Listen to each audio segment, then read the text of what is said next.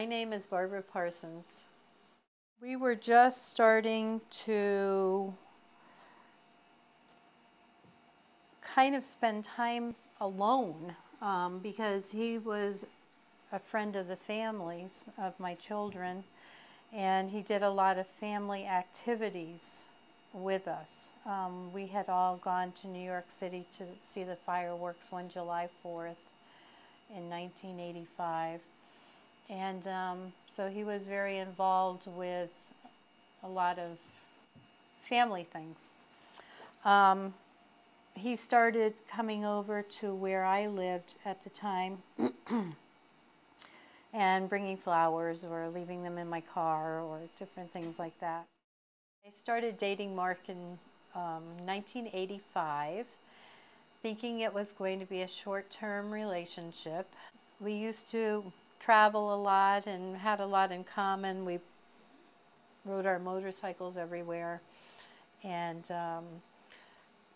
had a Norman Rockwell style family. And so one time we talked about traveling, and he really hadn't done a lot of traveling. So he had told me he had been to Niagara Falls, and that was one of his favorite places. I had never been there. One of my favorite places that I used to go with the children all the time was Rhode Island, and he had never seen the ocean. So we went to Niagara Falls because he wanted to show me Niagara Falls, and then later on I took him, Mark, and the children, and we all went to Rhode Island. Mark's and my wedding reception. We were married in 1988, September 24th. And at my sister's house, we had an outdoor wedding with lots of mums around the pond that they had. And I didn't invite any of the children, and he didn't invite any of his family, and we just had very close friends. Why'd you keep it so small? We just wanted to have people that were basically happy for us, and it was more an adult thing. We went out to Montana together for Thanksgiving of '91, and that was the first time he threatened me. And then, so we ended up staying together. And then he bought me 2 guns for Christmas.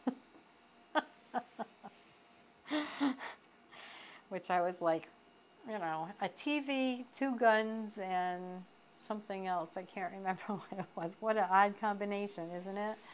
And I remember him saying that the guys he worked with thought he was crazy, that here we were having all these problems, and he bought me guns for Christmas.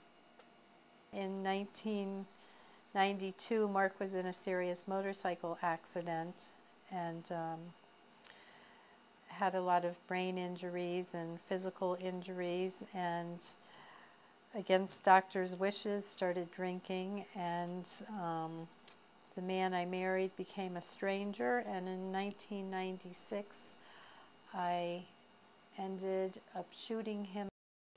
I ended up being sentenced to manslaughter due to emotional duress for 25 years, suspended after 10. I spent 8.5 years in York Correctional Institute in Niantic, Connecticut. And now in April 2005, I was released and have returned back to my hometown of Kent, Connecticut, where I am still writing, work as a certified nurse's attendant, and work at an area garden center managing the plant material, and am trying to go on with my life and find a place where I can